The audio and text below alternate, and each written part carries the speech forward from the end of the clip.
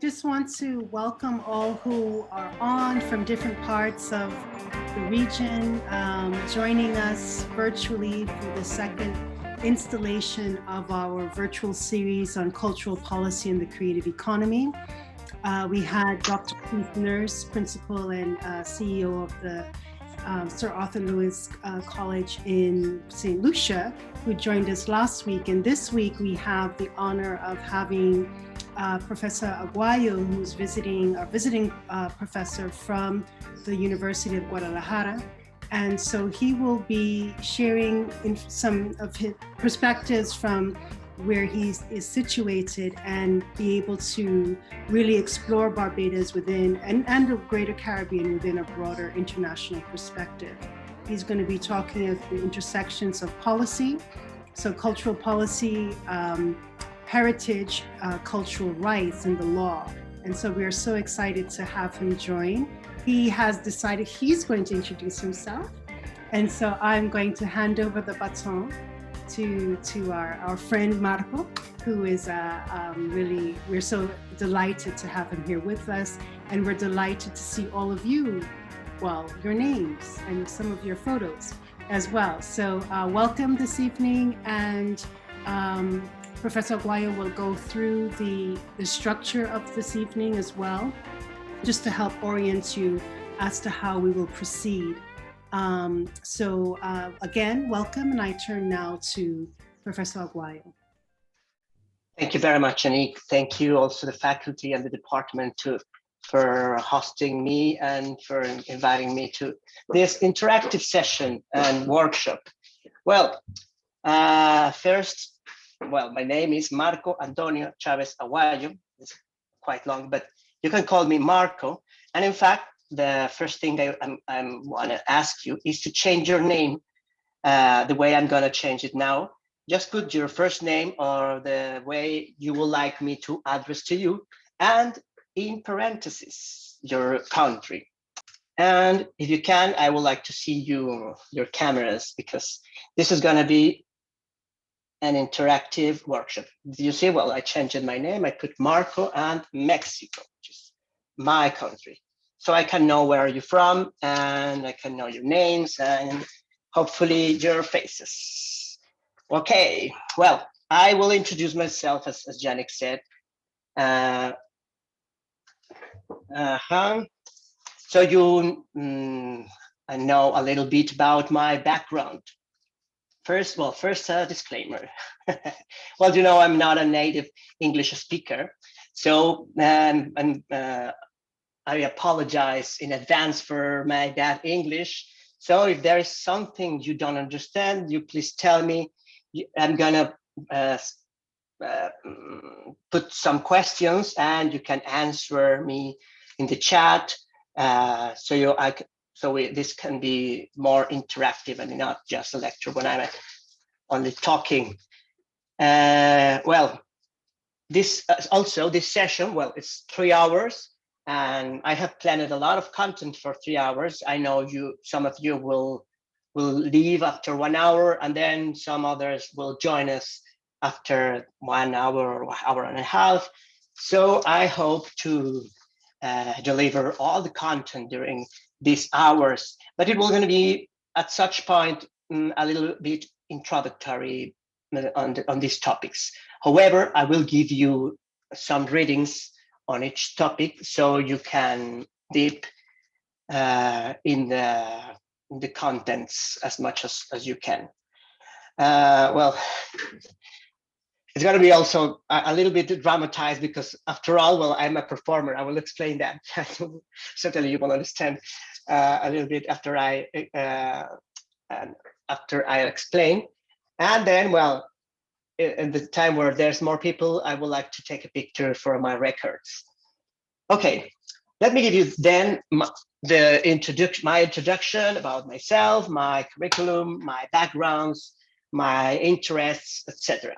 I think I am a curious person. That's why I'm a researcher. I like to set questions and try to find out the answers, and I want to know. I kind of addict to knowledge, addict to learning. So one of my favorite things in life is learning. And here's the first thing I want to teach you. It's something that I say that I have discovered in my career as a professor, as a teacher, as a lecturer, and as a researcher. You can be open to learning every day and in every situation, not only in formal and regular places for learning like this classroom, like a program at the university. You can learn wherever you, in any place and in any situation. It can be something very simple like learning how to put a story in Instagram, or have a more deep learning. Wait 1 second. Yeah. But you can be open to learning, and that's what I have discovered in this curious way of being. My kind of the kind of work I undertake, I call it transdisciplinary. Have you heard about transdisciplinary or transdisciplinary? No? Yes, no? I see one thing people say, oh, you could put in the chat, what is transdisciplinary for you? Meanwhile, I'm explaining. Well, transdiscipline, yeah, are you writing? No? Okay, just have your keyboard at hand so you can answer some of my questions. Exactly, multiple disciplines, transcending disciplinary boundaries. Exactly, yeah. That is precisely transdiscipline. It means having a transversal dialogue cross disciplines. So taking one theories or methodologies from one discipline and applying to other in order to make this transversal dialogue among disciplines. And I am transdisciplinary because I have background in different disciplines, of course, and I'm going to explain that. Those disciplines are psychology, culture and heritage management, the law, performing arts, and virtuality. So the first one is psychology. I have a degree in psychology, and I am focused in social psychology. In fact, my bachelor thesis, my degree thesis, was on gender studies and human sexuality, dialogue with some psychoanalysis. So it comes a little bit deep, but trying to answer and to understand sexuality. In fact, I did my practices, and I have been a volunteer in some associations who care people with HIV. For example, I've been the facilitator of focus groups with people with HIV.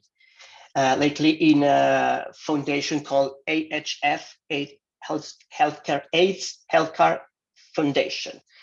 I have been a teacher in several universities on psychology.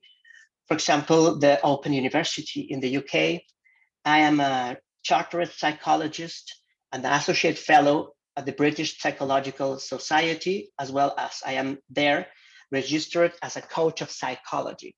That means that the kind of psychology I undertake is counseling psychology, as well as social psychology and in research.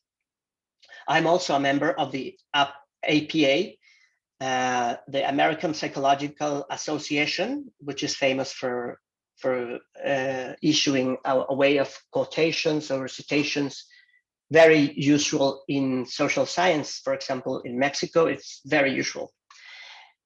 And in one of my masters, I did my thesis on philosophy of psychology. Well, now regarding culture and heritage management, I have a master's and a PhD in cultural heritage management from the University of Barcelona, where I have been developed as doctoral researcher. My PhD thesis or dissertation was on cultural policy. I analyzed the Arts Council, which are under a principle called arm's length principle applied in politics.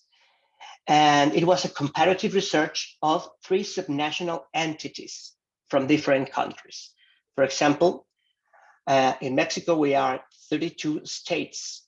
One of these states is Jalisco, which I am from. I'm from Jalisco, and the capital city of Jalisco is Guadalajara. So I work at the University of Guadalajara as a professor on cultural management, which is something it has different names depending on the country. In other countries, it is called arts management or arts administration. But there at the University of Guadalajara, I am a lecturer and a thesis supervisor at bachelor, master's, and PhD levels. We have those 3 levels on cultural management. In case you in case you in the future will be interested, they are of course in Spanish and completely online. There in my university, I founded a research journal called Corima. Let me write here in the chat. Where is the chat? Okay. Well, first my state, Jalisco, and then the journal, Corima. Corima is an indigenous word from the community called Raramuri, which lives in the north of Mexico. Corima means sharing, but with a social responsibility. Not just sharing just because, but if, for example, if I have 2 apples and you don't have any apple and you are hungry, my moral obligation is to give you one of those apples. So we can both eat. And this is a moral obligation. So I decided to put this name to this journal as a way of taking this meaning to the academic world, meaning sharing our knowledge. That's why this is an open access journal, which is also peer reviewed. I have been also academic coordinator of conferences, such as the 4th Research Colloquium on Cultural Management there in Mexico. And as well, I've been session chair in several international conferences and seminars. Try to have an international perspective or international experience. And that's why I have visited different countries as a professor, besides Mexico and Spain, Colombia, Australia, Finland, Greece, the UK, at the University of Glasgow, and the USA, Princeton University. And now I am here in Barbados at the University of the West Indies. Very proud to be here. I am also a member of ICOMOS, the International Council on Monuments and Sites, as well as a member of ICOM, which is the International Council on Museums. My latest publication, we're going to talk about this later, was precisely at the Australian branch of ICOMOS regarding we wanted to do in this publication the application of Australian theory and heritage to a Latin American context, precisely Mexico. I will explain this later. Now, about the law. One of my master's theses, the one in cultural management, I researched the heritage law of Jalisco, the heritage law in Jalisco. Analyzed it and proposed some changes. When I came back to Mexico, I had the chance through ICOMOS to participate in the proposal with other people, other professionals, to reform the heritage law in Jalisco. And then in 2013, I promoted and co-authored the reform to the Constitution of Jalisco. In Mexico, we have a constitution, a federal constitution for the whole country, and every state has as well its constitution. So I participated and authored the reform of the Constitution of Mexico, of Jalisco, and this was to include the cultural rights, which are some of the human rights. And we are going to talk about cultural rights in this session. In fact, right now I'm undertaking an accreditation to be an attorney at law in Mexico. I'm a few steps of finishing this accreditation as an attorney because of my involvement to the law. I am trained. I have a diploma in legal mediation, conciliation, and arbitration by Jalisco's judiciary branch. I have been a law professor also in Mexico in the Western School of Restoration and Conservation, which is one of the most important schools for restoration. I had several publications analyzing cultural law, mostly in Mexico. Do you know what is cultural law? If you know, please chat. Put in the chat, please. And right now I'm participating in in a program sponsored by UNESCO called UNESCO San Luis. And this initiative, multilateral initiative, is to write a charter for cultural rights. A charter for cultural rights. I am a member of the academic committee in charge of the legal harmonization of the public consultations they undertook to get inputs regarding cultural rights and the people, city rights, etc. So I'm in charge of writing with some colleagues this charter for the cultural rights. Now, as a performer in the performing arts, well, since I was a teenager, I have had extracurricular training in theater as an actor, a producer. When I was a teenager, I got an award in the high school for acting, for example. But I also have training in music. I spent 13 years training as a lyric singing, as a tenor. In fact, my kind of voice is tenor leggero, which means like tenor. I will say specialized in high notes and in having ability, for example, these kind of things like Baroque, Mozart, Rossini, Donizetti, Baroque, Classicism, bel canto, etc. I have also training in instruments like piano, mandolin, violin, but to be honest, I have no talent for instruments. My thing is singing. Well, I have to show you someday. I have also training as a conducting orchestra, at the University of the Americas in the state of Puebla in Mexico, and as a composer. My teacher was an exponent of the Mexican modernism in the 50s, Emilio Hernandez. So I have experience directing, composing, producing, and also sometimes performing my own operatic works. When I was young, I founded an association, an opera company called Opera Joven, which means young opera. With this company, I staged my 2 operas, one pasticcio and one cantata. Those were my first steps in cultural management, getting involved with audiences, with politicians, with funding grants. And that's how I knew in the practice, in an empirical way, what was cultural management. And then I had the chance to go deep in these subjects.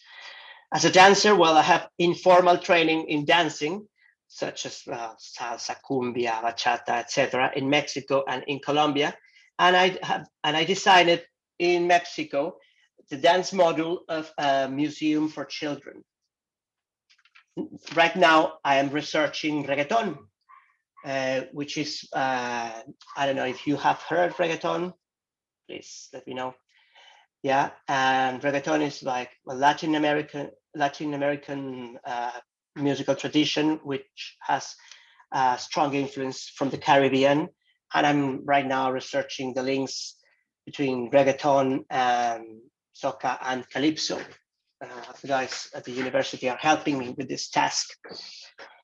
Finally, in virtuality, I did a project in a virtual world. The virtual worlds have the same view as a video game, but you create your own content. So there, in a virtual world called Second Life, I don't know if you have heard of Second Life.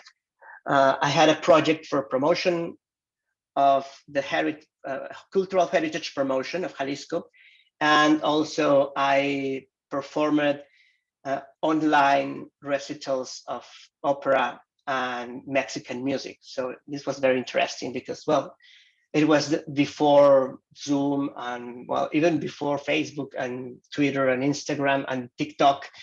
I was connected to online and performing live opera concerts in a virtual world for many years. Well, that's it. That's my introduction. I hope you have enjoyed my introduction. And it was relevant. It is relevant because we are going to talk about all these things. So you know why this guy is talking about all these things. Well, you will see. Okay, any questions about my background? No? Impressions? Congratulations? No. Okay, well, yeah, you can write. Yeah, feel free to write your impressions in the chat. I'm reading the chat. Can I sing? Of course. Well, I just sung 2 compasses. And yeah, another disclaimer is sometimes I'm a bit of a joker. I made some jokes, but that's because I am a performer. I just told you at the beginning. Yeah, after all, this is a performance. Okay. Well, let me tell you about my method in teaching. You know Socrates. You know who is this guy Socrates from the ancient Greeks. His method was called, you know how his method has called? You have 10 seconds to write it.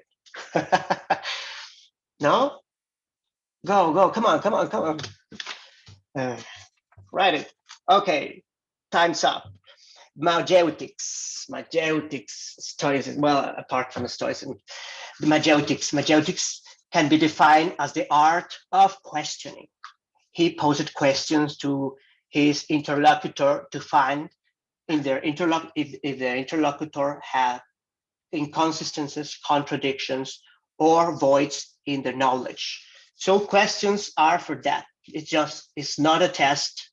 The questions I'm going to say, they're not a test. They're ways to acknowledge if we know or we don't know, if we have the knowledge. And the best way of learning is identifying your voids in knowledge. I don't know this and I want to know more about this because I realize I have this void in my knowledge, or I have this contradiction. I believe 2 things which are contradictory, and by questioning you can find an answer for this contradiction.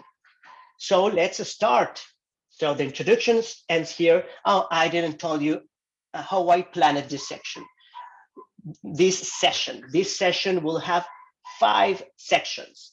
The first section, we just saw it, the introduction. Then we're gonna talk about heritage, then about cultural policy, then about law, and finally we will have an exercise for application of this knowledge. So grab your pen because we're gonna burn it. Ready? Okay, so let's start for cultural management. What is cultural heritage? Sorry, cultural heritage. What is cultural heritage? And now I'm going to give you some more seconds so you can.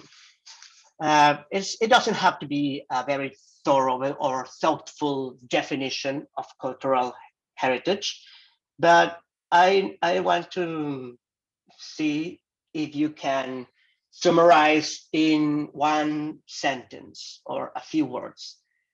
And I'm talking too much, so you have the chance to write. So, write. What is cultural heritage? I will What makes say cultural heritage? Yeah, go, please. I would say a legacy that is passed on from generation to generation. Uh-huh. Very good. It's something passed through generations. Ellen, okay. Let me open the chat again. Okay, elements of a people's way of life passed. Yeah, so we could see this one of the features of cultural heritage, which is inheriting, giving, passing from one generation to other generation. What else? One more. You can also open your mic and speak.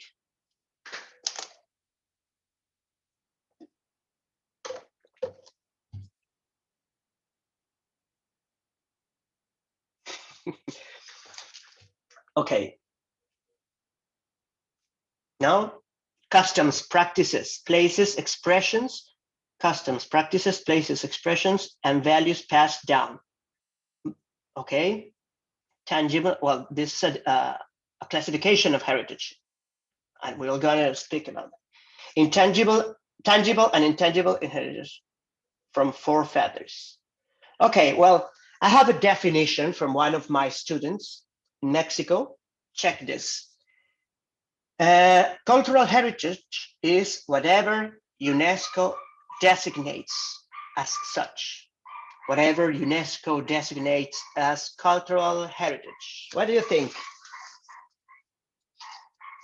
Well, meanwhile, cultural heritage is the creation, exhibition, and maintenance of a culture, tradition, both tangible and intangible, that is passed down from all. Okay, we have clear that it goes from generation to generation. But what about this definition of one of my students? Cultural heritage is whatever the UNESCO designates as cultural heritage. Or, well, a variant could be whatever the states designates as cultural heritage. What do you think? You cannot disagree? Practically true. So if the states, or if the state or UNESCO doesn't designate something as cultural heritage, it's not cultural heritage? What is it? What do you think, Patrian? You who disagree? You can. Good afternoon, Dr. Marco. Good afternoon to all the guest lecturers and panel. I disagree from the basis that UNESCO has to literally formally designate something that is called that they believe to be cultural heritage. But yet still there are a lot of different cultures and different practices and traditions that has not received that designation, but it is in fact and in truth worthy of being cultural heritage. So UNESCO is not the only way to know if something is cultural heritage or not. It's just some way. That could be a definition, that whatever UNESCO designates. Let me see the chat again. Okay. In principle, no. In practice, yes. I like that. UNESCO endorsement, I guess, makes it official or formal, but it doesn't remove the practical or lived value of the elements. Could it values? When something is designated as cultural heritage by UNESCO, you're gonna receive every year a big check so you can manage this cultural heritage, right? Is that true?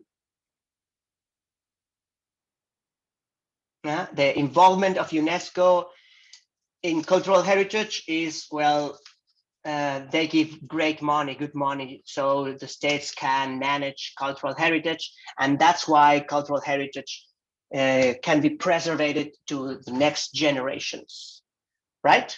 Am I right? What do you think?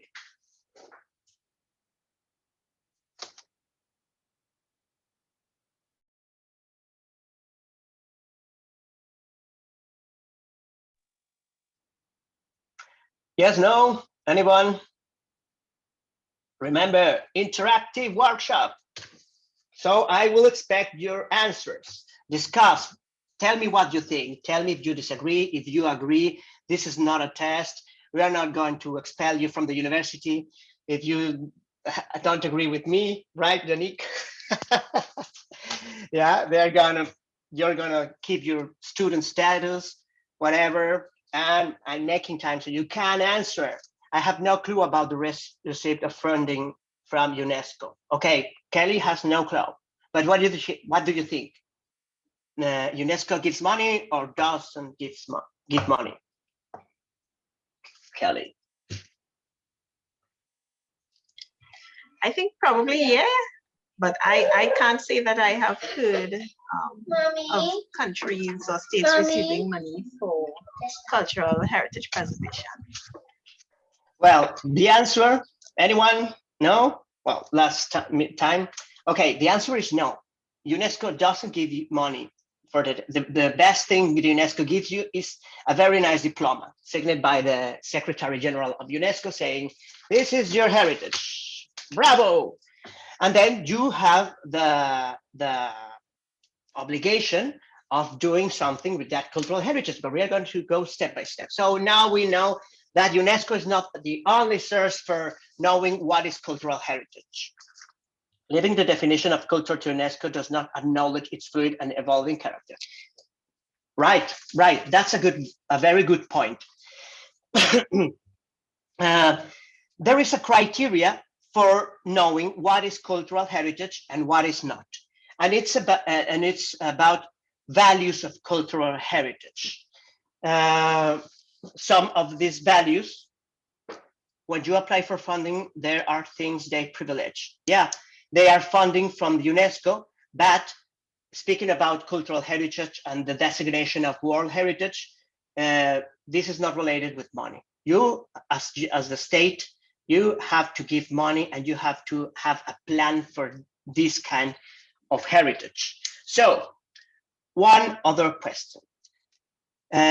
Cultural heritage belongs to, well, cultural heritage belongs to A, UNESCO, as we're saying, B, the state or the country, C, the professionals, the experts on cultural heritage, or D, other. What do you think? Once again, cultural heritage belongs to UNESCO.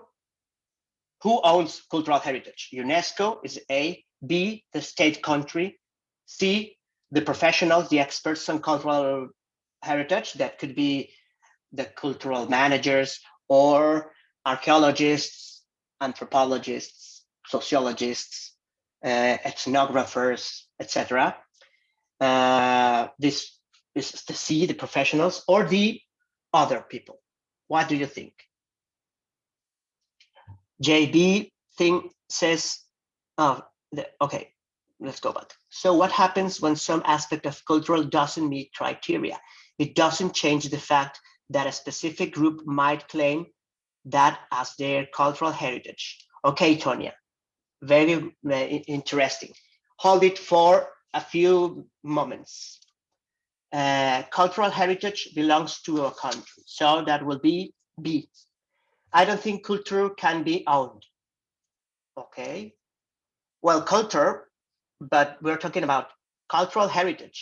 There are things that are tangible, there are other things that are intangible. So cannot be owned. Nobody's responsibility, or nobody should take care of this.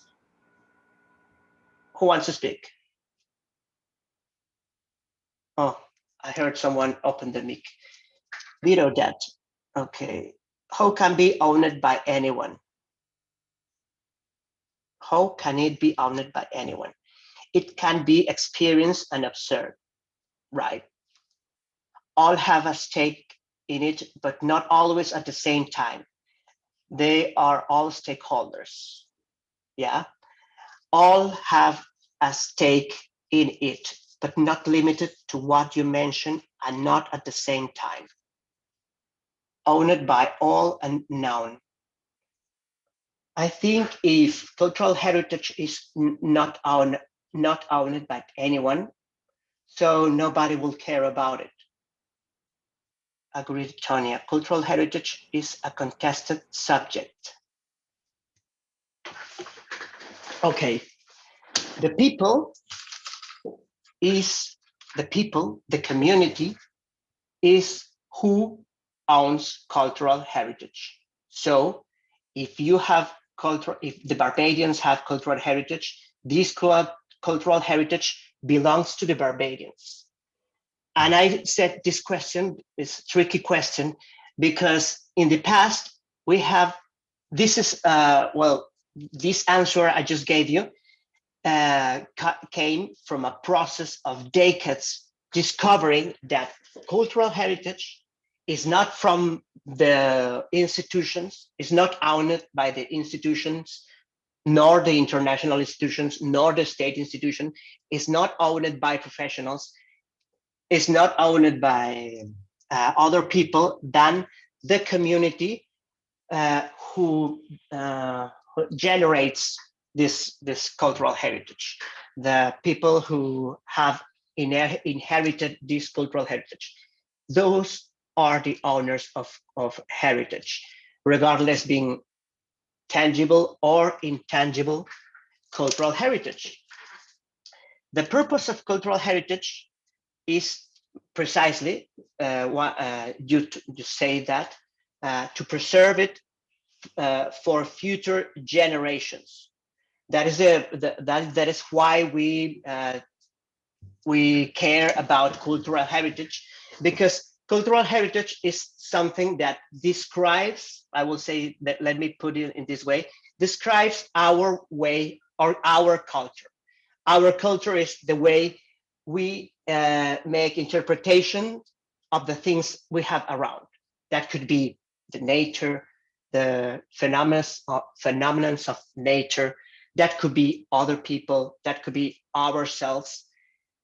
This way of interpretation of the world is a way of defining culture. So cultural heritage, our cultural heritage, is an element distinctive of, or is a distinctive element of our culture or our ways of interpreting things. Let me go for the next question. What is the difference between between tangible heritage and intangible heritage? There's one very obvious. I don't mean the obvious. One is tangible, the other isn't. What else are the difference between tangible and intangible heritage?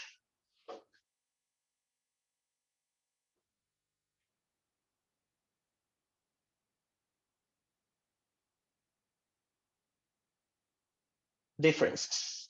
And then my next question. So you can start thinking on the two questions. First question, which are the difference between tangible and intangible heritage, besides the obvious? And the next question is, what kind of elements are tangible heritage and what kind of elements are intangible heritage? You can answer any of those questions.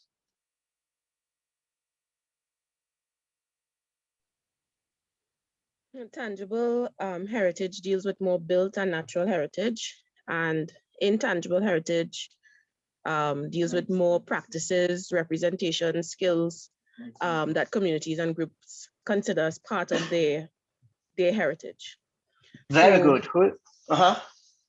So Yeah, your tangible heritage could be, for instance, your buildings, your buildings that you preserve in your country, and your intangible heritage is the way how you prepare a certain meal, the way we dance, the way we cook, that sort of things. Excellent. Who's speaking? Alicia. Thank you, Alicia. Very good. Very good. Exactly. Tangible heritage is can be buildings, can be landscape. What else can be? There is one missing. And intangible can be knowledge, language, cook recipes, cook recipes, traditions, beliefs, etc. Okay, let me check the chat.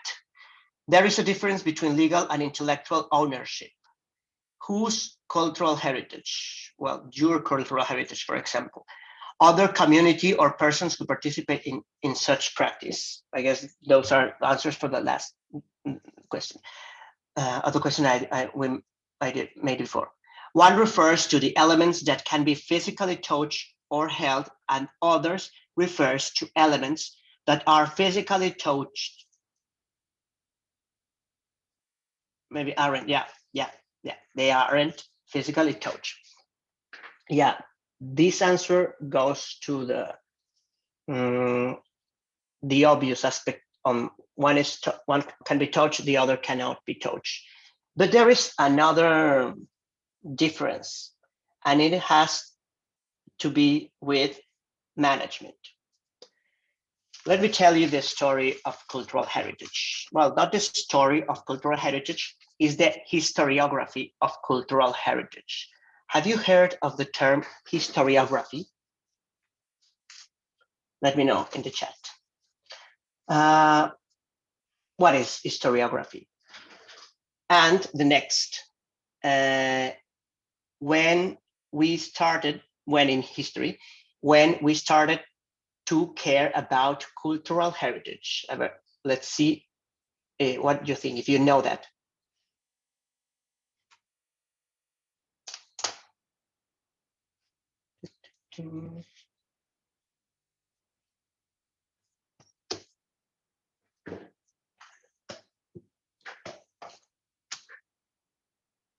Yeah, the study of history, or it can be said that it's basically the process by how we came to capture, measure, and methods of history. Well, this is a more deep answer, but we can say historiography is the history of history. And I mean, with historiography of cultural heritage, how has evolved the concept or concepts of cultural heritage. Here is the story. When we started caring, when in history we started caring about cultural heritage. Do you know? Or can you guess?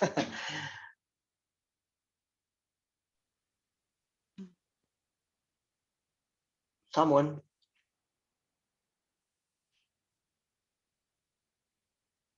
Are you asking when we started to care about built heritage, or when we started to care about intangible heritage? No, cultural heritage as a whole. As a whole. Now in the 80s. Whose cultural heritage? The concept of cultural heritage, yes? When you say care, do you mean in terms of when did it become an interest for the academy, or when did it become an interest for states?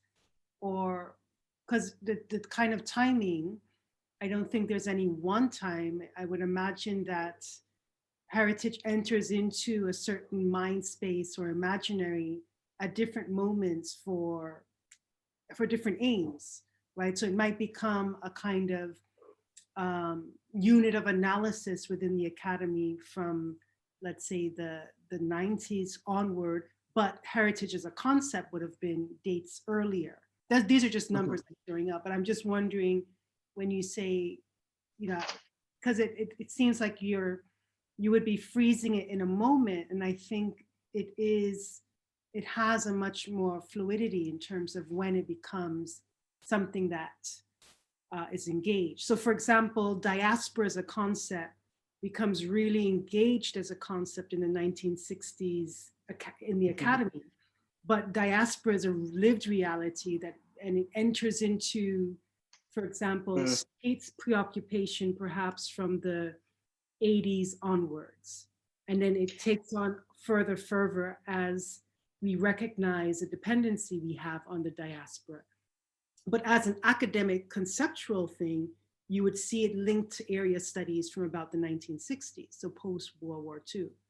So I'm wondering whether in terms of heritage, if you could look at it that is, you know, in terms of whether the academic study of heritage or whether heritage is an eye as a practice that states then, you know, are enacting in policy and so forth.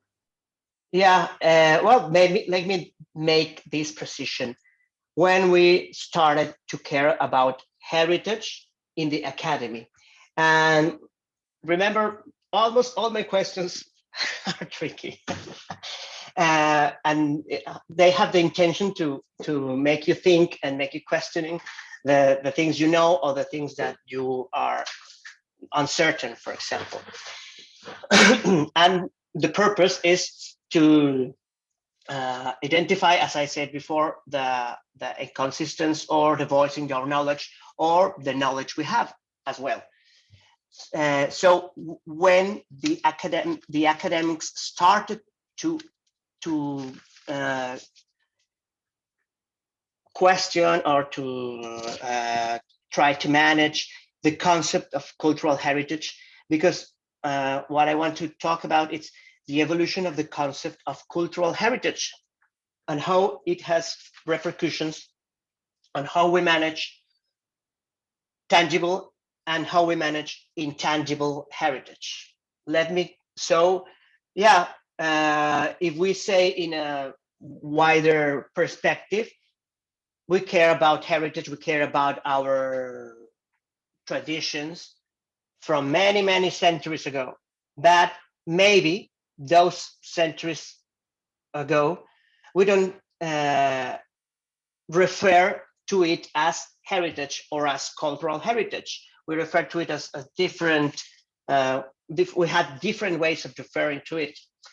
But my point is from the academia, when the academia started to conceptualize cultural heritage.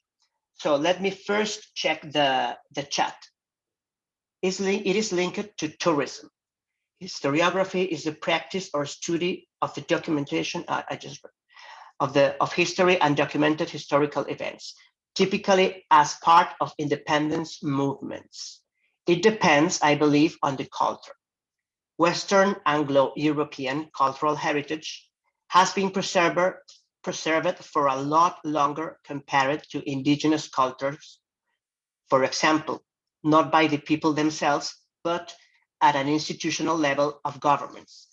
Yeah, for example, when they existed, the colonies, the country which colonized it just took the elements who consider nice, great, important, and took to their places.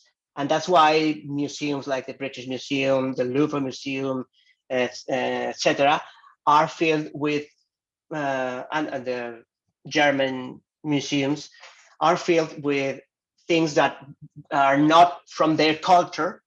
At that point, there was not conceptualization of cultural heritage, and there was not idea of these elements, these buildings, these objects can be owned by a specific indigenous community in Africa, in the Americas, etc.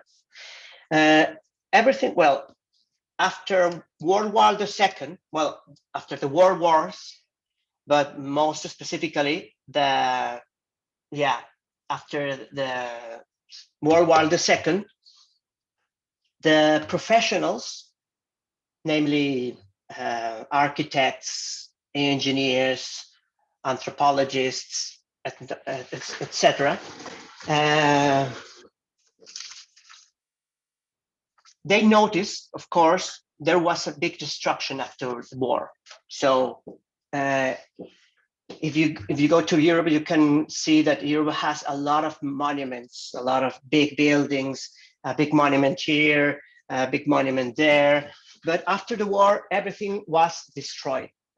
Most of, well, not everything, but most things were destroyed, and they were in ruins.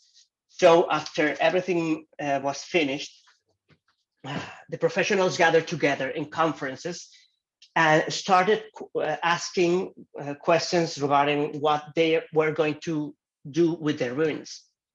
Should we rebuild as they were? Should we leave the ruins as they are? Should we build new things? Build a new building with a new architecture? Or what should we do? Should we use the same stones and bricks and that are fallen, or should we use new elements, new stones, new bricks, new materials? Should we use the materials that are destroyed and we reorganize the materials and put it, or should we just put it everything as new? So they were questioning about this. At that time, there was no concept of yes, these buildings are related to a culture, so they have to preserve. Let's preserve these because it is cultural heritage. There was not such concept as cultural heritage at that point. So the professionals decided to rebuild the things, giving notice of which parts were destroyed and were rebuilt, which parts are the same materials and which part are new materials. At that point, the way they called these was monuments. And after many discussion, there is, for example, they issued a document with guidelines guidelines regarding what are we going to do with these things which we destroyed with war. Well, first they agreed, and they agreed to not destroy monuments from now on, no matter the war, no matter the side you were. It was forbidden to destroy such things because they were very important for the humanity, or very important for a country.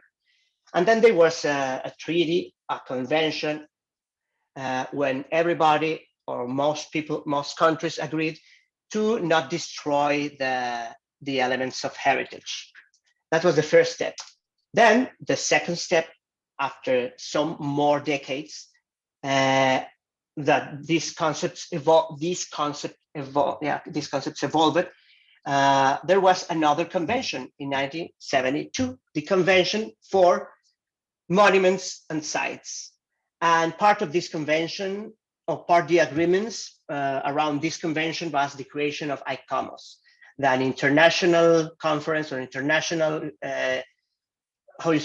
council, gathering professionals, experts on these, the things that we think that are related to what we are now managing, the objects.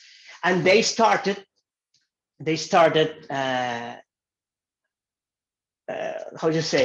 noticing the most obvious, the visible things, the tangible things.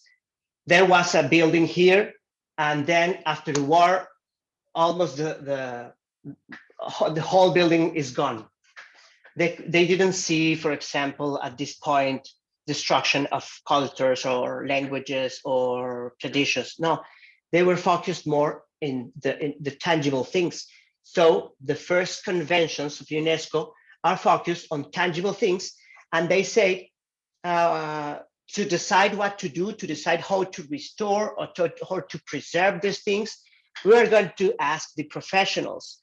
The professionals, the architects, the engineers, etc. They know how this should be cared, and that's why that was the content of the, well, in general terms, the content of this convention. And they say, okay, let's find which could be the criteria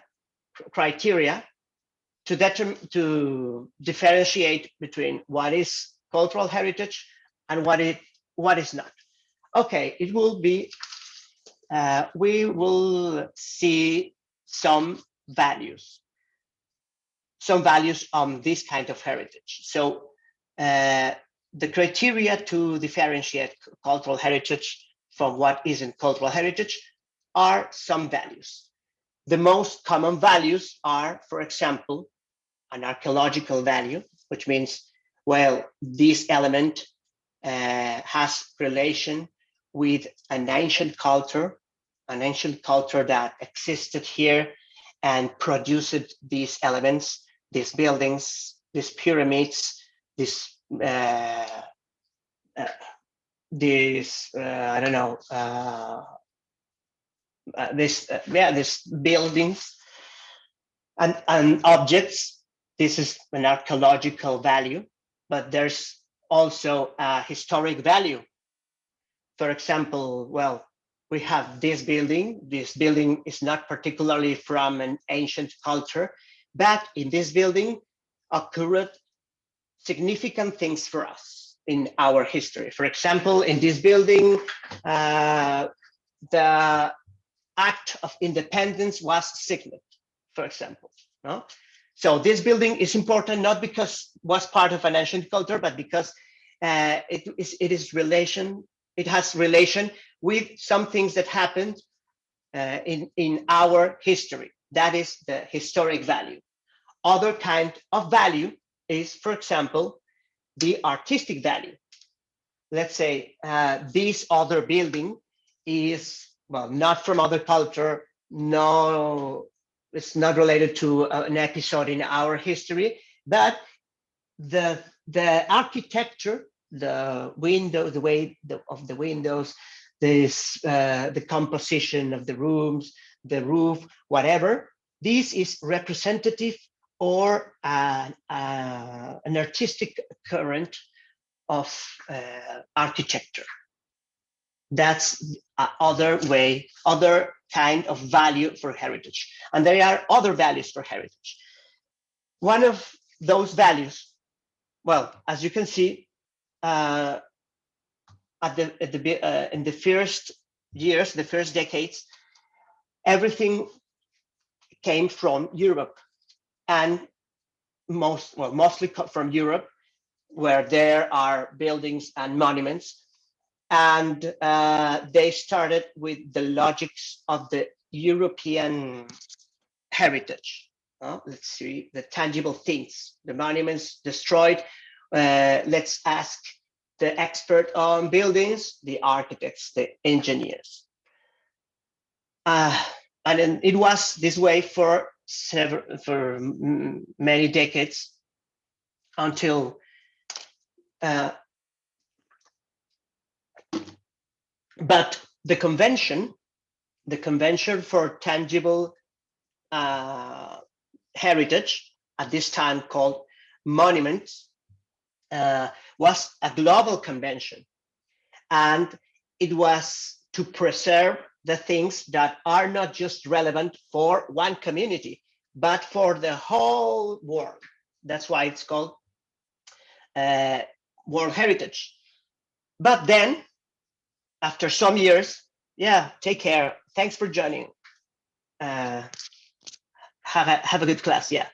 After that, well, in some places of the world, in Asia, for example, in Japan, China, and Australia, they started questioning this perspective, because they said, okay, but we don't have the things like there exist in Europe. We don't have the big buildings. What we do is kind of different. For example, some Japanese build a building, and then after a moment, they destroy this building or unbuild this building. And for the Europeans, it was outrageous to say, okay, why do you build something to then destroy it the next week? You know, it was like, it has no logic. And then there's another story. For example, in the colonies, of course, well, there was the people, the mixed people living there, but there was also still the indigenous communities there. So once an archaeologist went to Australia to manage the heritage, you know, an European professional went to Australia, and they said, okay, what am I going to manage? Because, you know, as we are used to, the indigenous were built pyramids, now, for example, like in Mexico, or like in Giza pyramids in Egypt. And they were expecting buildings alike in Australia. But the anthropologist or archaeologist came and say, well, I don't see anything here. There is just a valley, there is a stone, there is another stone, and there is a tree there. Well, there is a mountain very far, but I don't see any particular building to manage. We cannot apply here the convention. But then the indigenous say, okay, but you are seeing our sacred land. You know, that stone is important for us because we believe blah blah blah in that stone. This is a very important spot in our landscape. And then there's other stone is also important, and that tree it's our sacred tree. For the Europeans, they cannot understand how what to do, because, well, there's no building here, nobody dig it, or nobody built something. It's just the nature as it is. Then they discover, well, there was a category in the convention such as natural landscape, but they didn't understand how, for the Australians, for the indigenous people of Australia, the heritage was the unaltered culture, unaltered place, the nature as it was. Because those indigenous were nomads, and they didn't have buildings. They have maybe buildings of wood, but the point was to worship that stone.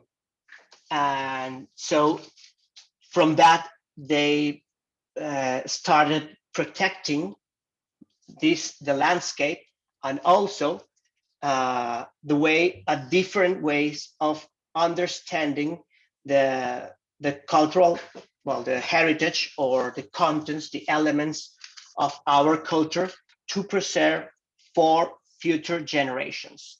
So you cannot just build a highway here, or a building, or a city, because this place is sacred to this community. In that sense, for example, is how I say this landscape is owned by those indigenous, and those indigenous people are the ones who will decide what to do with this, how to preserve it. But at that time, there wasn't another guidance to that. Also, as I said,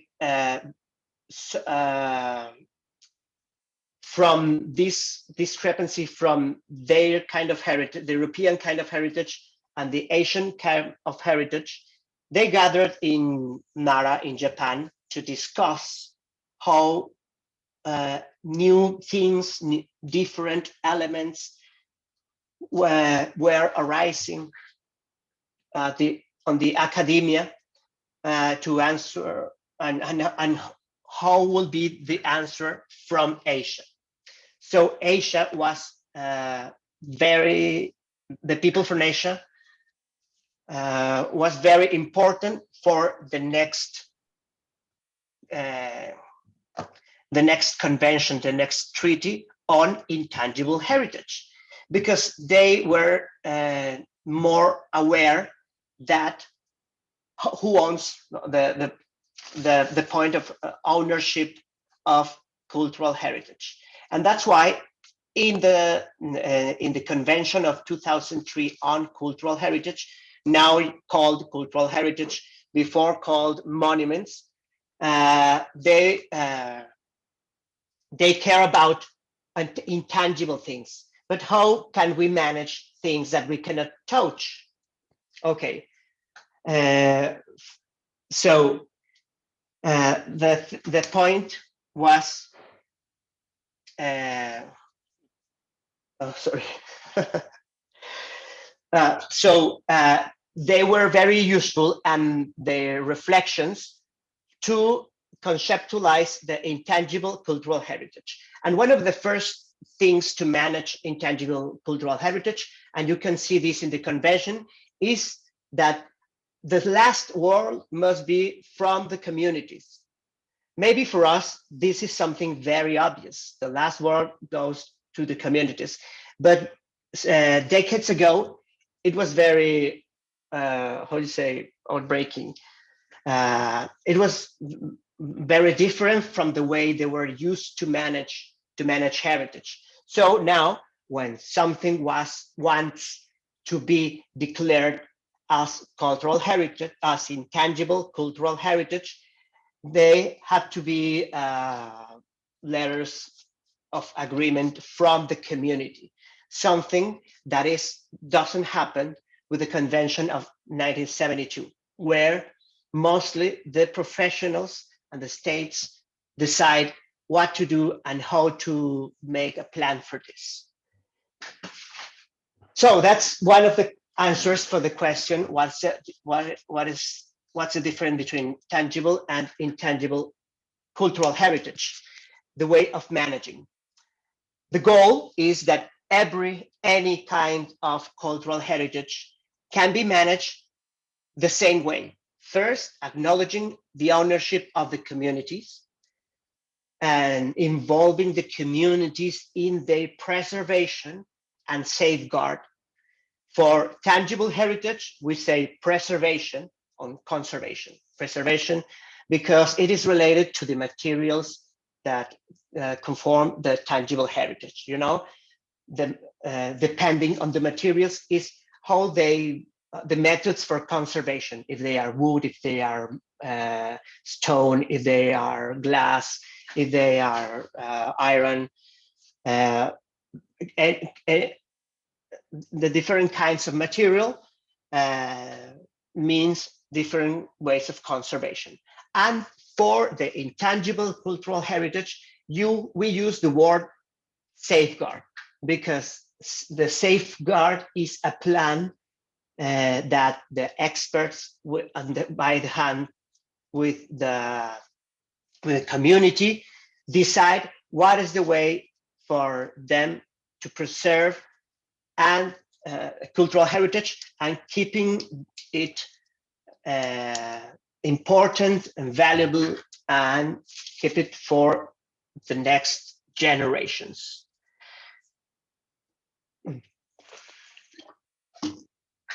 Most of the heritage, most of the monuments and traditions, for example, are things that make us proud of those heritage. You know, for example, if there is, if you can see the Parliament of Barbados in Bridgetown, we see the building, and this building is there and is related to our history, is related to many moments in history, and related to our institutions, and it has a very good architecture.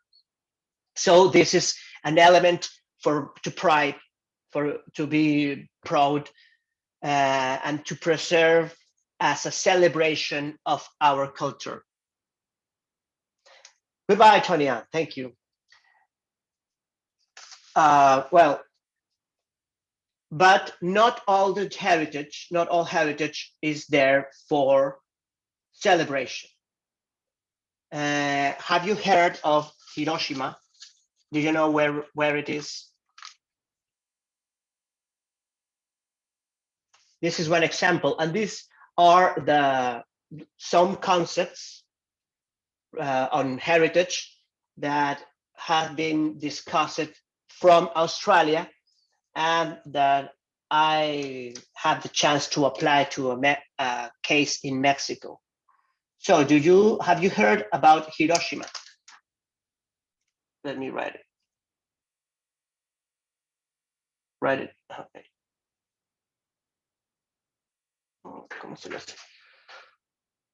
Yeah, where is Hiroshima? And what happened there?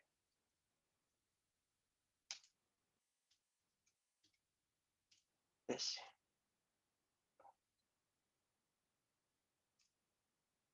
Exactly. Yeah. Wow. There in Hiroshima, it was the first place on Earth where an atomic bomb was addressed to civilians, to people.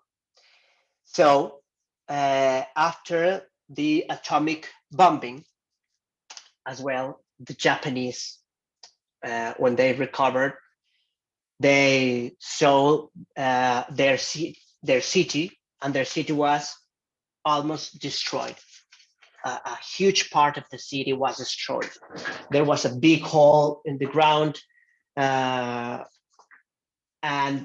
most of the buildings were gone, simply evaporated, gone. So he started asking same question or similar questions. What should we do with this? Should we rebuild the city? Should we cover the hole in the ground? Should we build new buildings with new architecture? Should we rebuild the things as they were? So what they decided to do after several consultations and gatherings, they decided to leave it as it was. Just build in some spots a shrine or a temple or a place to commemorate the place. This kind of heritage, of course, it is nothing to be proud of. No, they don't did that to increase their pride on this site. This site was preserved not to celebrate, to commemorate the place, and to help to keep in memory one disaster or one terrible thing that they didn't wish to repeat. They wanted to leave this place, leave this hole in the ground, leave these buildings destroyed as a memory of something that they don't want to happen again in any place in their country and in any place in the world. This kind of heritage, as I said, is not celebratory, is commemorative. It's called difficult heritage.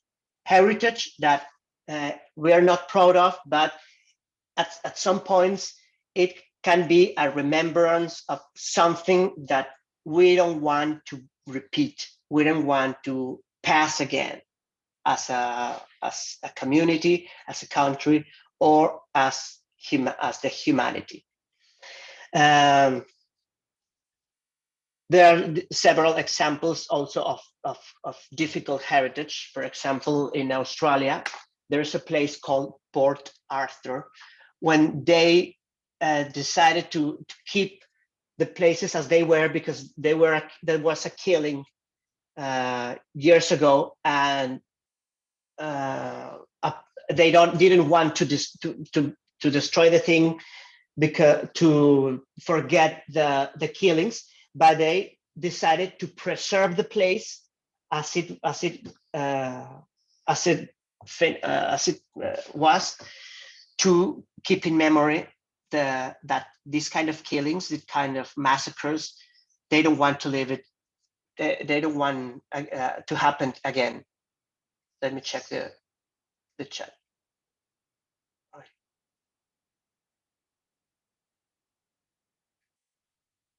What about those sites now designated as World Heritage Site that are built over other sites of significance or memory, where to put attention on these interventions may destabilize UNESCO designation?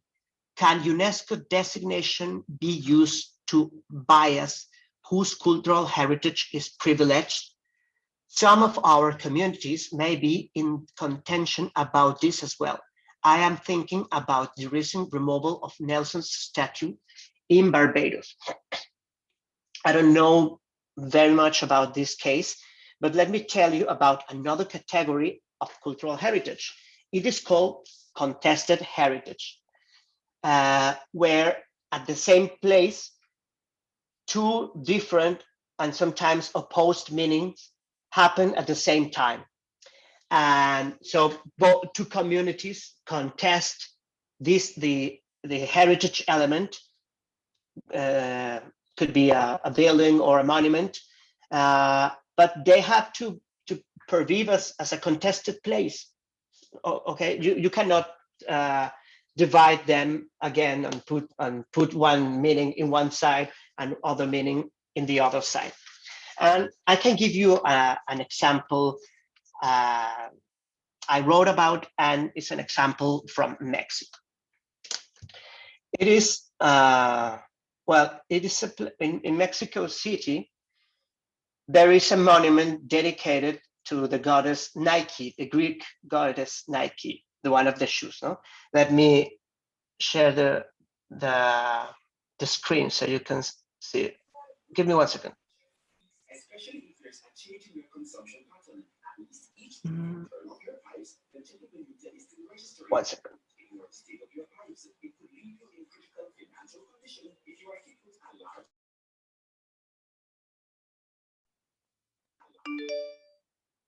Okay, can you see it? This at the right is a close-up, and in the left is a close-up, sorry. In the right is the position of the monument in Mexico City. It's a very popular spot, and it's in fact an icon for Mexico City. If you see a touristic brochure of Mexico City, you can probably see this statue. Okay, I'm going back to the classroom. Okay, what happened here? Well, this monument was built.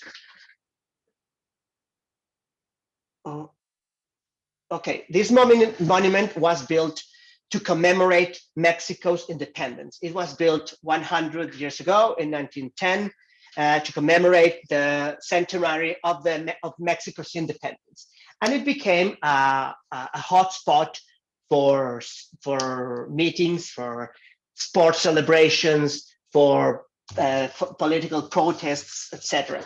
It's a very, very as I said, hotspot. Is an icon for the city, etc. Lately, since 3 years ago, 2019, people started gathering there to protest for the high rise of feminicides in Mexico. You know what feminicide is? Please write it. For the high rate of feminicides in Mexico and the sloppy attitude from the government to stop these killings, to stop these feminicides. But the problem was becoming bigger and bigger. And at that point, even the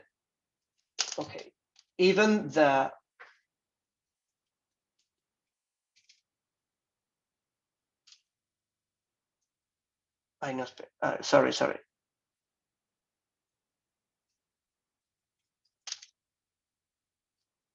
Okay, feminicide is the gender crime against women. It's just from discriminated to killing women for gender reasons. So it is a problem, a big problem, well, worldwide, but especially in Mexico.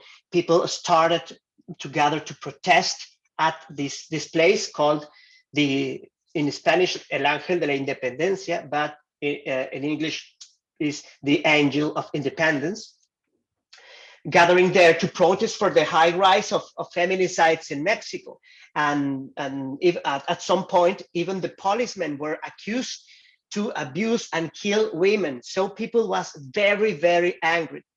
And someday in a protest in 2019, the protesters, mostly women, started to graffiti this centenary monument. And so after this protest, the monument was completely graffitied. Then the government came and tried to erase the graffiti.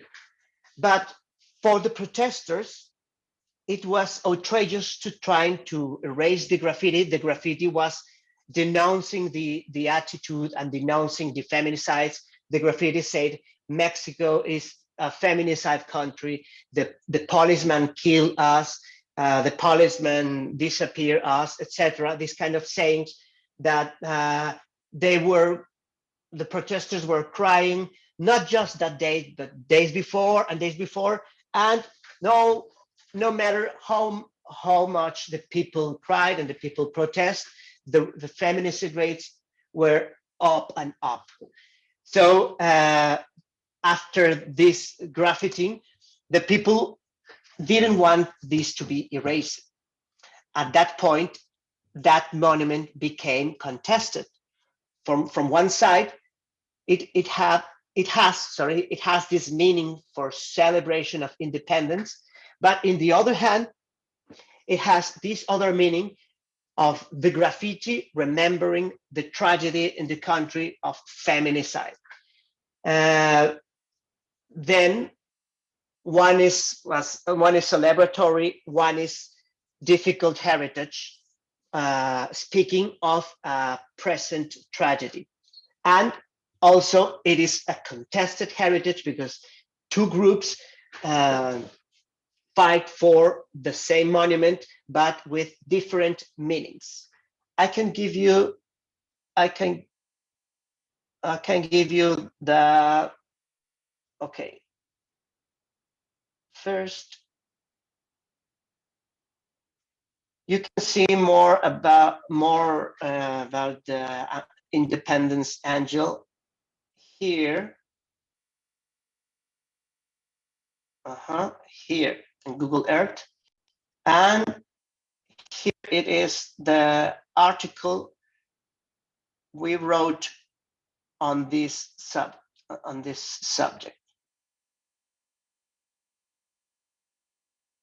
Okay. Right, here it is. Here's the article. So this kind of heritage is contested heritage, and also a third category is gendered heritage. So heritage which speaks about gender issues.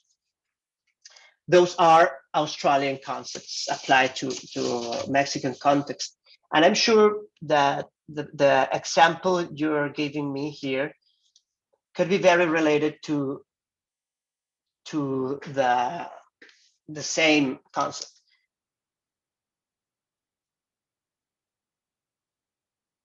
Yeah, well, I think it's part of the task of the Barbadians to develop this concept, to apply these concepts here, because contested heritage must be managed in a different way than celebratory heritage or the difficult heritage.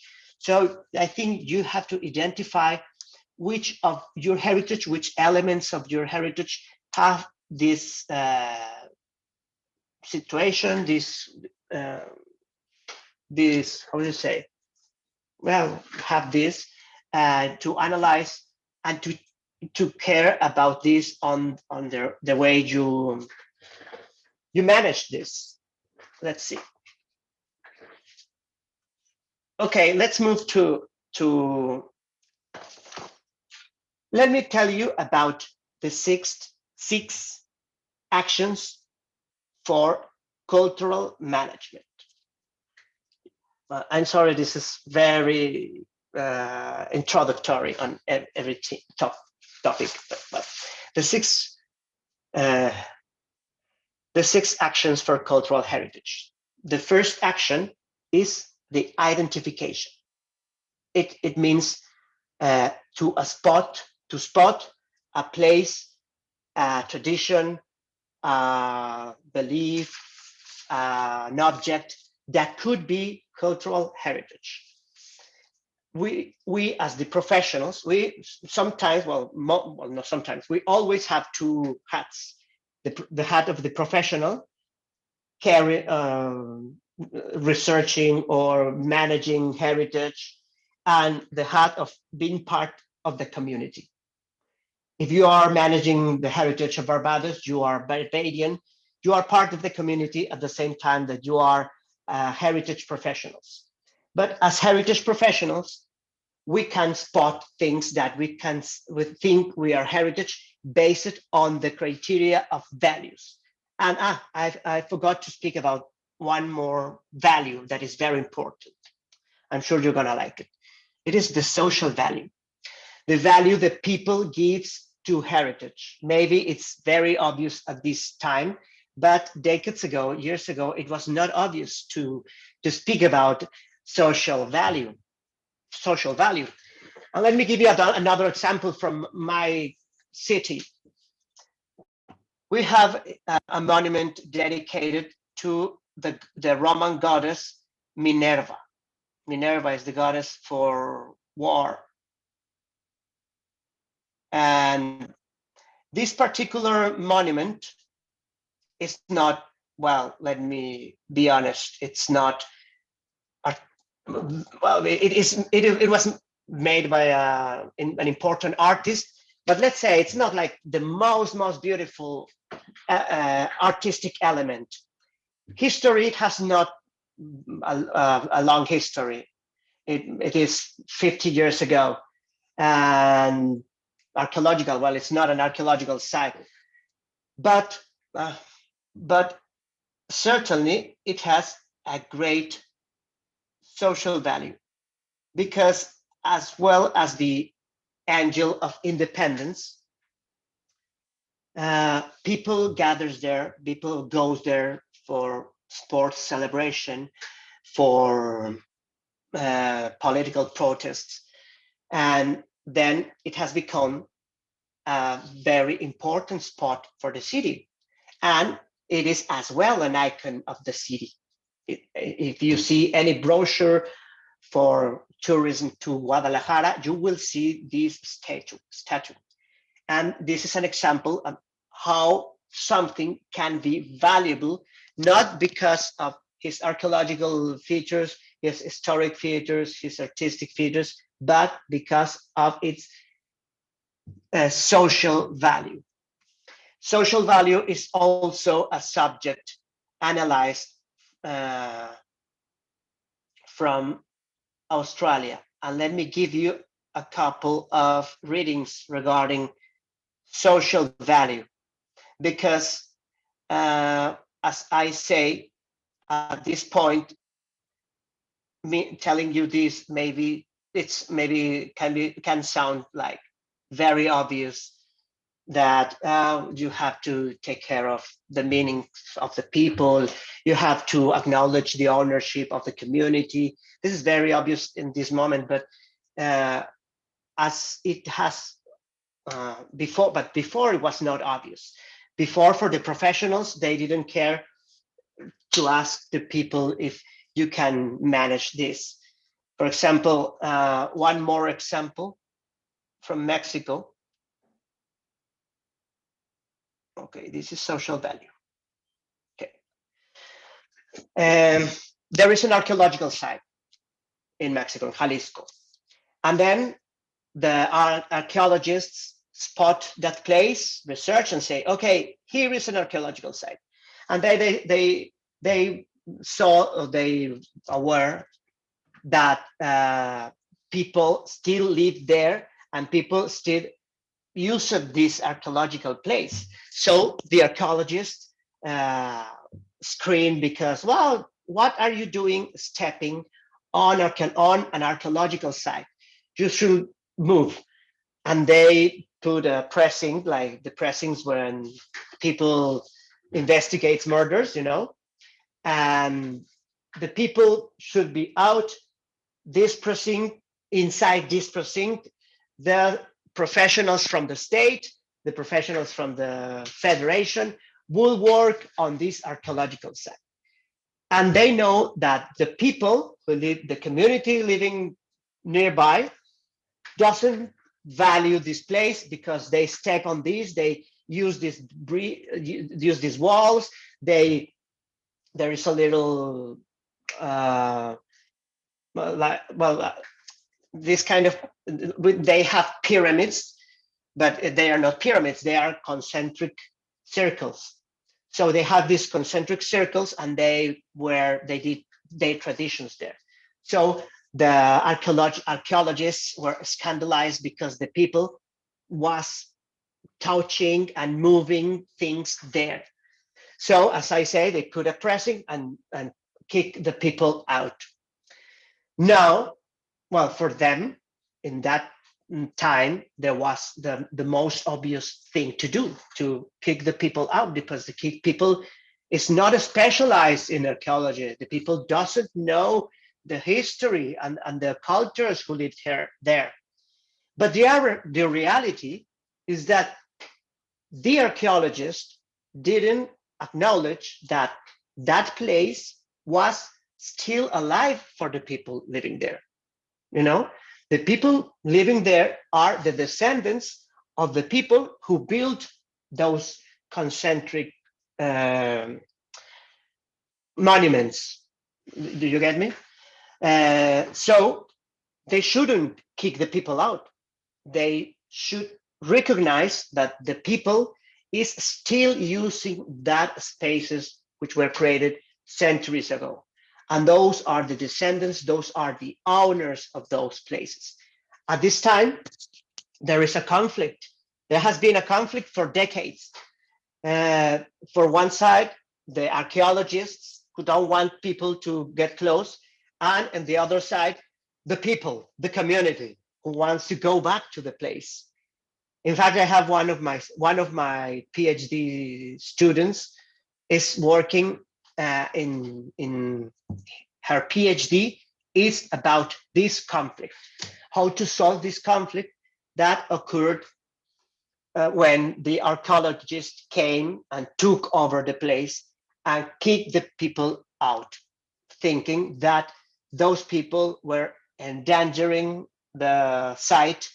But the reality is that the people owns the site because it's their heritage, it's their buildings, it's the place that they still evaluate as important, and they are the first persons who want this to be preserved. Okay, that's one example on how things were managed before. So I was telling you the 6th action for cultural heritage. The first is identification, to spot cultural heritage, because you did a research, because you identify something very peculiar, very particular, very unique, and you spot that heritage. The second action is registration. It means, in a broad sense, to take measures of the heritage, to describe the heritage, to take pictures, videos, interviews, to to know everything about this element, this heritage, this cultural manifestation. So registration. The third is transmission. Transmission is an action within the community, an action intended to pass if it's something material, to pass it to the next owner from the next generation. I am the owner of this house, which is a heritage house. So the transmission is giving or assuring that after me, there's going to be my descendant or someone in the community who will own this building. But it also goes for intangible heritage. For example, if I know a way of language, if I know a specific cook recipe, I have to teach how to prepare this recipe to the next generation, to other cook, to a younger cook who can keep this recipe alive. Sorry. Can keep this recipe alive. If I know a dance and a specific dance, and I don't want this dance dies with me, I have to teach this dance to the next generation of dancers. So inside the community is the third action for cultural heritage, transmission. The next action is appropriation. Appropriation means showing, it's also an action inside the community, within the community, is showing other people from the community the heritage, which is part also to their culture. This means, it is intended to make other people in the community, I say, to get in love to the manifestation, to their own manifestation. Sometimes we forget our heritage. We don't know our heritage. It's very common. So we need other people to tell us, other people from our community, to tell us what is valuable in our culture. What do we have as a heritage? So I can get in love with my heritage and be proud of my heritage. I didn't know we had this building. I didn't know we had I didn't know we have Harrison's caves, and they are amazing, and I love it. And it's part of my community because I'm a Barbadian, and I like very much all my heritage. This is appropriation. Showing others inside the community their heritage, so they inside the community, so they got in love to heritage. The next action for heritage is dissemination. Dissemination is showing others outside the community our heritage in order to show off, to brag about our heritage. We have, I am a Mexican, so I expect some of you show me Harrison's cave because you are proud of that and you want to show up to me. So this is the action which is related to tourism. Tourism is not the goal for cultural heritage. Tourism is like a side effect. It is very valid to get income, to get profit from tourism, from our heritage, because this is part of the dissemination. This is part of showing off the things we are proud of to other people outside the community. That action can give us profit through tourism, through the economic exploitation. But tourism in cultural heritage is okay, but in, how do you say, in a proper measure.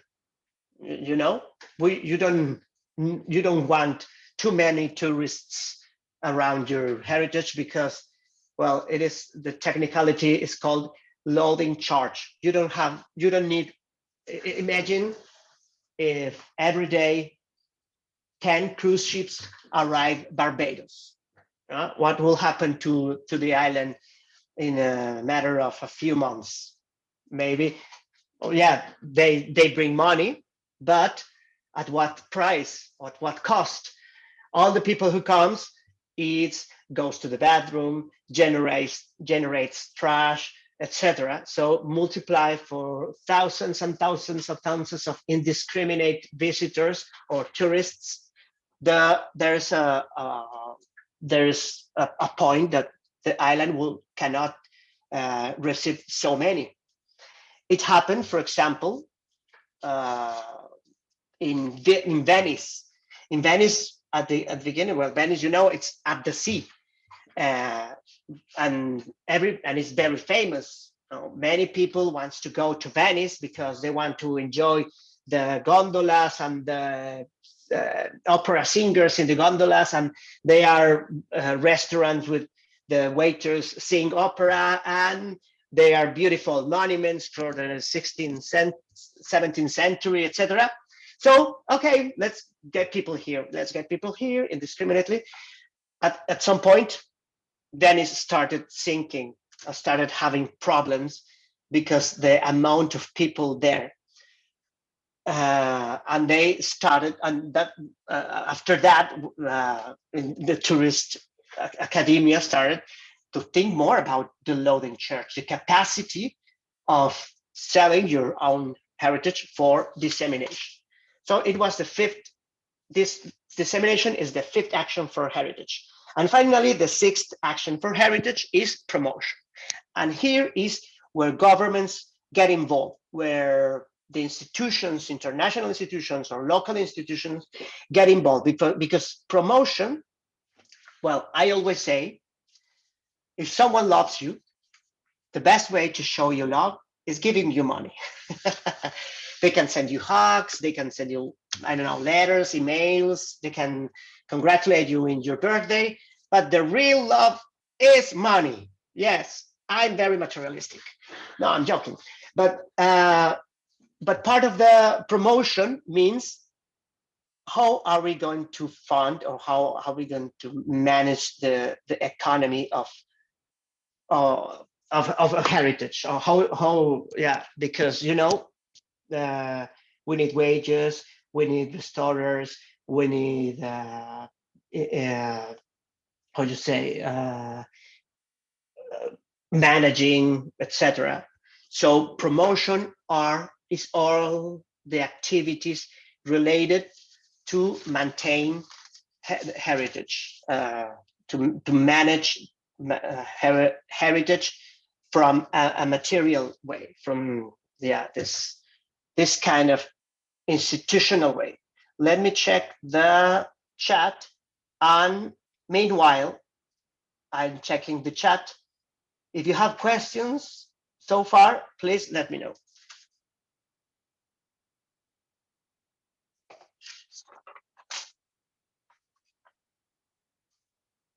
Who decides which interpretation of the recipe or dance should be preserved? Well, it's not one person who decides. It has to be the community. It's not like, it's my dance. It's not one person's dance. I am a dancer, but I am a part of a community of dancers. That's the way it should be. So the community has to find the ways to say what is the most relevant, or what is the components of this dance, of this recipe. But variation are also valid. There's no one way of recipe, and that's how it become very complex, because we need to agree to all the people. But the way of managing, if you're a professional and you want to manage this, you want to now what you need to do is helping the community to take their own decisions. That was our norm for a while. Tourism has been our default economy for a while. Yeah, I know that. Well, you have a lot of things to show off, to brag to the world, but you have, and those are the things that appear in, that are offered to tourists. But you have to develop other manifestations, not for tourism, for yourselves, for your pride, for your development, your cultural development, etc. Okay, now we are moving towards our next topic, which is cultural policy. So let me know if you have questions so far. But let me tell you about, let me move on to the next topic, which is going to be, I hope very interesting. Okay, prepare your keywords because I'm gonna ask questions again. The title of this seminar is about the cultural economy. So my first question, what is for you the cultural economy? What we are understanding for creative economy? And meanwhile, I'm gonna send you.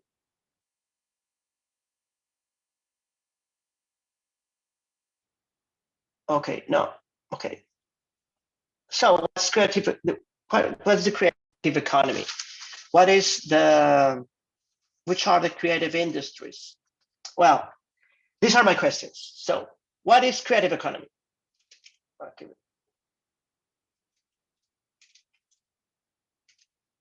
What is the creative economy? Oh. The second is, which are the creative industries? Or what are the creative industries? Now, which are the creative industries? And the final, what's the difference between creative and cultural industries? Yeah.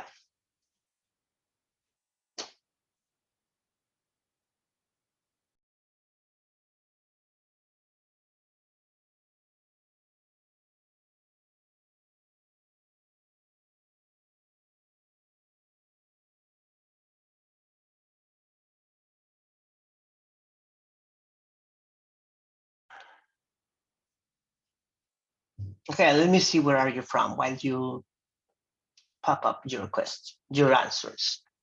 Jamaica, Barbados. Someone didn't put their country. So please put your country so I'll know where are you from. Yeah, you can also put a flag, of course. Okay, you can change your name and put your first name or the way you want me to address you, and then your country. So I know where are you from or from where you are connected.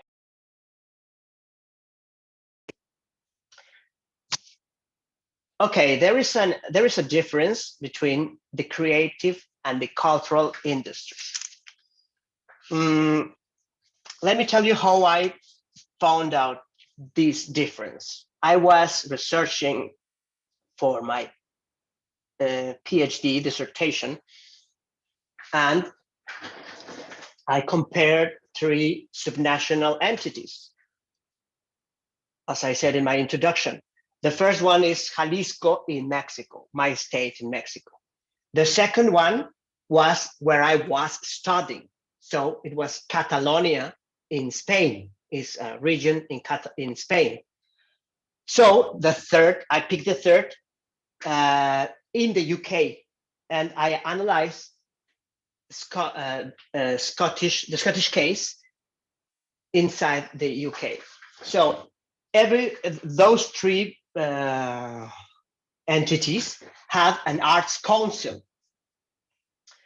And I was researching the arts council from every place. So I went to Scotland, sorry.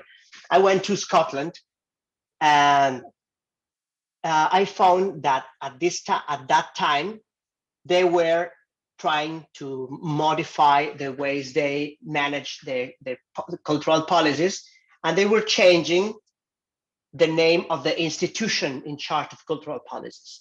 It was going to, it was the Arts Council, and now it was going to be Creative Scotland.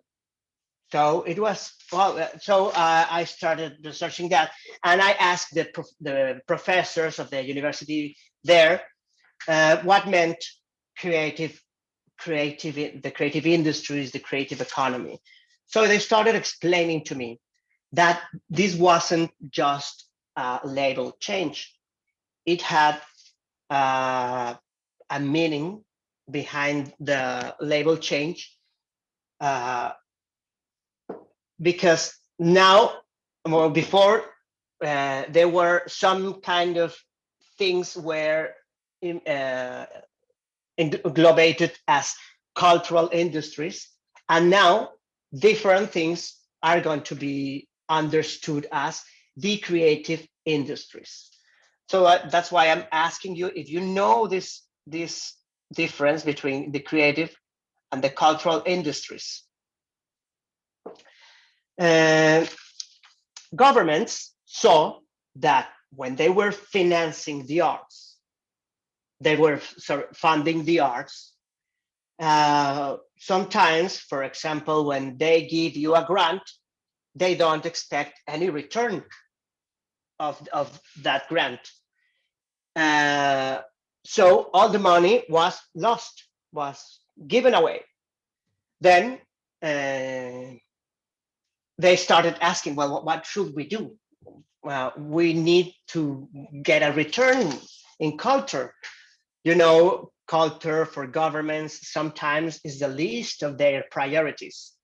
And they don't want to waste so much money on culture.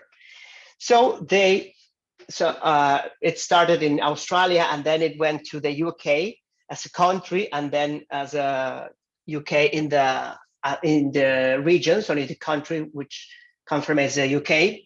And we said, okay, let's start supporting the things of the artistic things, or the cultural things that can have a revenue, that can have a return.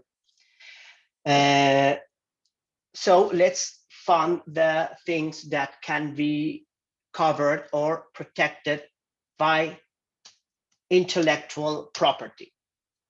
And that is the point of inflection. This is the point of difference between the cultural industries and the creative industries, at least at the beginning in the conceptualization. The creative industries, well, in fact, the term creative, or speaking about creativity, has been referred by some scholars as a Trojan horse, because of course, who doesn't want to promote creativity? Well, everybody. If you say, well, are you a government who promotes creativity? Of course, I want that. No one will say no to promoting or supporting creativity. But in this change of label, or this label change from cultural to creative, the point is that to differentiate what things can have copyright. For example, heritage cannot have copyright. Heritage is something which comes from back, and no one has the intellectual ownership, as in, for example, a movie where the writers, the scripters, the directors have intellectual property on their own works. So, and also there are other artworks that, because they are from the past, they are not covered by the intellectual property law. So they started saying, okay, from now on, we are going to start promoting or supporting, for example, design graphic design, or even car design, fashion, etc. And the things with no intellectual property, such as heritage, museums, old aircraft, etc. We are gonna support that less. So not all the arts were included in this part, in this conceptualization, only the one which could have intellectual property. That means new art, new artwork, new work, new plastic works, new films, new theater, etc. And of course, including something like such as design applied to different things. Also, for, as I said, fashion. So they wanted to participate in the market, in the competition of the market, in economic for economic growth. This is an economistic account of culture. That's why it is a Trojan horse, because the label of creativity has small letters, meaning that the government is going to be more interested in some things rather than other things. We have less time. I want to move on. I will give you some readings regarding this, so you can go deep into this topic, and you can discuss or analyze these points. So overall, apply it to the Barbados or Jamaican or Caribbean context. So let me give you now some readings regarding these creative industries. And then, well, so that happened in Scotland. So they were discussing how to change, or how to pass from the Arts Council towards Creative Scotland. They were both going to be they're going to give grants, but on different subjects. The Arts Council, well, in theater, music, etc., and Creative Scotland will specialize in film design and another kind of performances, etc. Let me. Okay, here they are. Some of these readings are copyrighted, so I put here a disclaimer, but are distributed well here for academic purposes. So let me check. In Barbados, these terms are used interchangeable. Yes, I forgot to say that. Now in the governments, these terms are also used exchangeable, as if they were synonymous. Arts, sometimes they say arts, sometimes they say creative economy, sometimes they say cultural, sometimes they say creative industries, but they are not synonymous. And the point is to analyze how are our cultural policies, and if they had behind this conceptualization, because in theory they are not synonymous. There was a shift from the arts to creativity, but it is in the rhetoric, and it is subordinating the culture to the economy. That's why it is called the creative economy, the economy based on creativity, the economy based in intellectual property. The importance of the arts are depending to their revenue. So sometimes the body managing culture became the body managing creativity. Okay. In the literature, they are seen as two different areas. Exactly. Not in state legislature, which creates an interesting conundrum. I hope we have time for the next activity.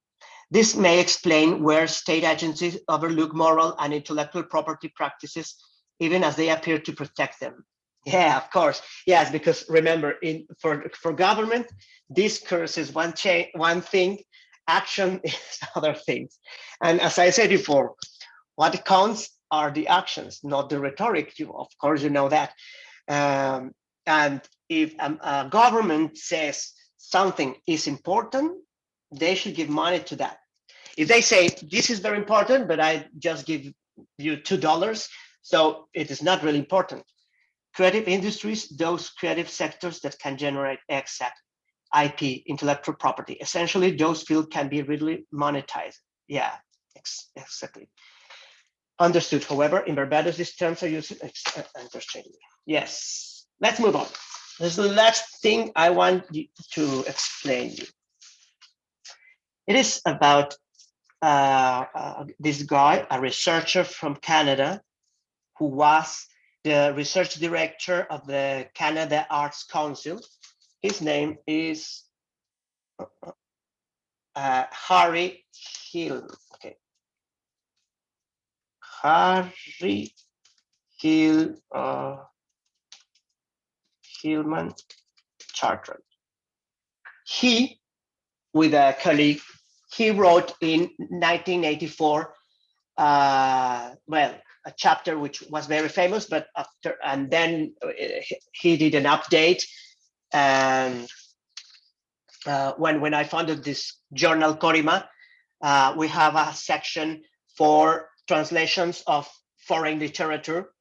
When I was in Spain, this work by Chartrand was very, very famous, but in Mexico, nobody knew about it. So we translated to Spanish.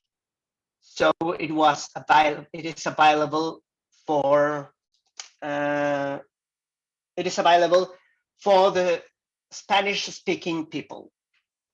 Give me 1 second. I'm trying to copy this for you. So you have these readings. Okay. Okay.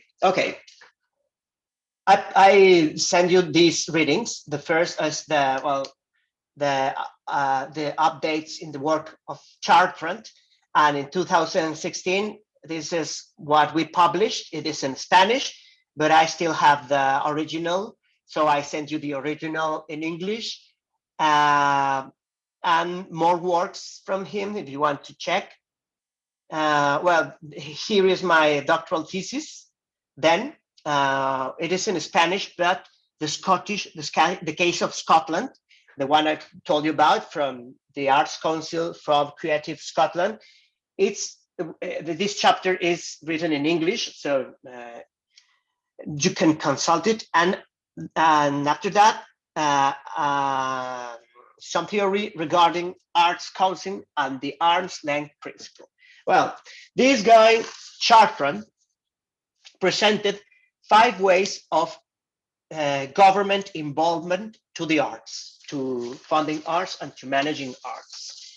And I'm going to tell you these 5, because after that, we're going to do an exercise where we are going to identify, try to identify these roles in Barbados government. I'm going to tell you the instructions. So while I am explaining this, you can decide how many people are here. 35. Okay, well, the idea is that we form 3 groups. We can split the audience into 3 groups randomly, or we can make you decide which group do you prefer. It's going to be 3 groups. The first group is going to analyze cultural heritage. the second, cultural policy, and the third, cultural law. So I don't know what will be easier. I think, well, we can do this randomly. Yeah, while I'm explaining. We split the group randomly. Okay. The first way of involvement, the first role of government is the engineer. The engineer owns the means for culture. They decide what is culture, what is not, what is heritage, what is not. And one example of this kind of role is, for example, at this time, North Korea. They have an agenda. They set the agenda, this is culture, this is what is considered the national culture, and everything else is forbidden. This is the engineer. The next is the architect, which is also been described as the French way, because they created the ministries for culture. So the architect, the Ministry for Culture, the Ministry of Culture, decide how culture is managed, depending, the minister is a politician, and according to his or her beliefs, the Ministry of Culture is managed. So the decisions are made by politicians. The third role is the patron. The patron is the one, or also known as the British way. It's through arts councils. So the politician is not taking the decisions, but he lets a group of professionals, of a group of specialists, to take their decisions and to decide over the cultural policy, and mostly to decide on funding. These are like standard roles. Right now, they are something like a mix in some ways. They are at the same time a Ministry of Culture and an Arts Council. So the Arts Council decides one part, and the Ministry of Culture decides for the rest. So the third role is the patron. Then is the fourth role, the facilitator. The facilitator, the only thing that it does is, okay, if you do something cultural, I give you tax exemptions. I don't care if it is if it's classical music, if it's calypso, if it's I don't know, ballet, films, whatever. If you just tell me you are doing something cultural, and I give you tax exemptions. This is the facilitator, not to put between you and the arts, the facilitator. And finally, the custodian. They gather all the discourses of culture, all the ways of culture, and he cares for the maintenance of the national knowledge, or the global or the community knowledge, as well as the techniques and repertoire, right? So these are the 5 ways of government involvement towards arts funding or cultural policy. There in the readings, you can read more about these ways. Okay, the chat. Yeah, cultural heritage, cultural rights, and cultural policy. Exactly. Well, I will give you, yeah, I think we are on good time. In this part, we are gonna honor, we are honoring the second part of the title of this session, which is Situating Barbados in an International Perspective.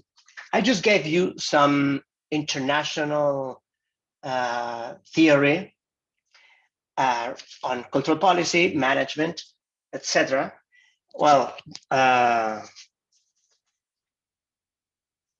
me tell you about human rights. Well, you know, cultural rights are part of the human rights. I know. Yeah, but well, as it was titled, Situating Barbados in an International Perspective, you have two choices. Well, I recommend that we can use the Barbadian example as an exercise, and then you can apply this to the Jamaican context. Because I prepare the documents we're going to review, and well, I don't want, I'm not discriminating Jamaica, but I want to use Barbados as an example for those three things. And that's why I have prepared these documents that I want you to analyze. And then we are coming back. We will have 20, 30 minutes to work, and we're coming back and present our findings. Because doing it in the case of Jamaica will be very similar. But you have to gather the national document for cultural policy, the constitution, and local law on heritage. So, okay, 1 second. Okay, so the team heritage will check the management plan for Bridgeton and its garrison. If I may, Marco, I think for those, because we do have a lot of Jamaicans in the virtual who are taking part. So I do believe there may be a certain knowledge base in terms of the existing cultural policy of Jamaica, the super state. So maybe what could happen, and there may in the debating or in the conversation that's happening in the groups, that there could be a way in which there could be a referencing to similar sites, right? Yeah. And Barbados has in common, right? So. Well, yeah. Well, but my idea is, for example, I just gave you the document for the team heritage, and the point is, well, you will see it's 100 pages, but you don't. Of course, you don't have to read it all. You just want to spot the places where some of the theory we managed is expressed. For example, ways of managing, ways of understanding heritage, etc.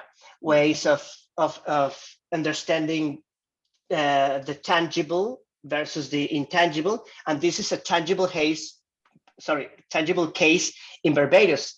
If you want, if you have the chance, and you're Jamaican, you can find a similar management plan for something in Jamaica and identify some aspects that we, for example, the actions for cultural heritage, the meanings behind the management plan, etc., etc. It's up to you. So for the team policy,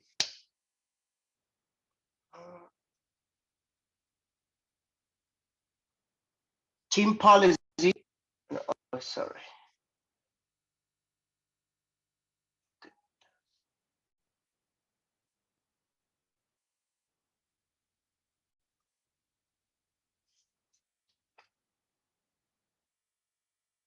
Team policy will analyze these documents. The first is the Cultural Industries Development Act, but I want you there to check which of the roles of the state is expressed. Meaning what Barbados decide to be its role on cultural policy. And then there is another national document, and I wanted to also analyze this aspect regarding this, or express it in this document. And finally,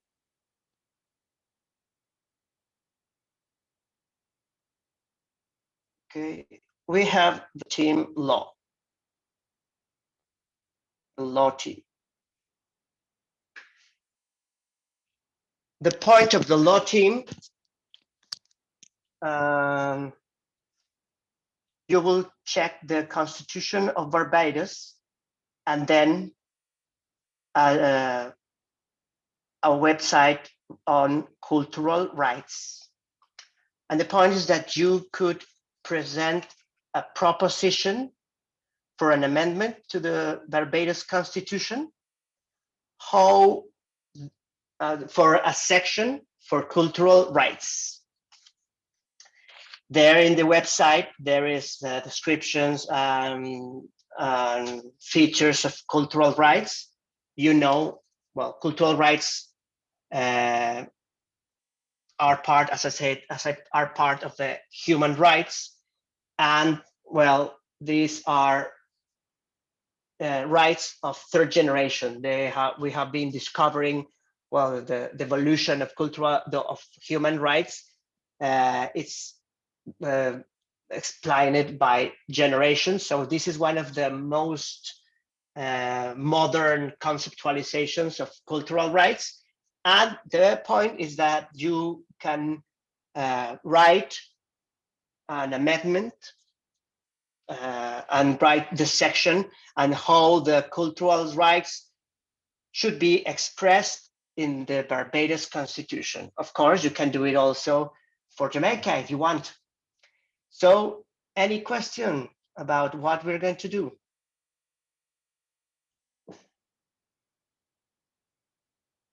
Now, are you ready? Now? Okay. If not, I am going to visit all the groups in case you need help. So please, we are ready now for splitting.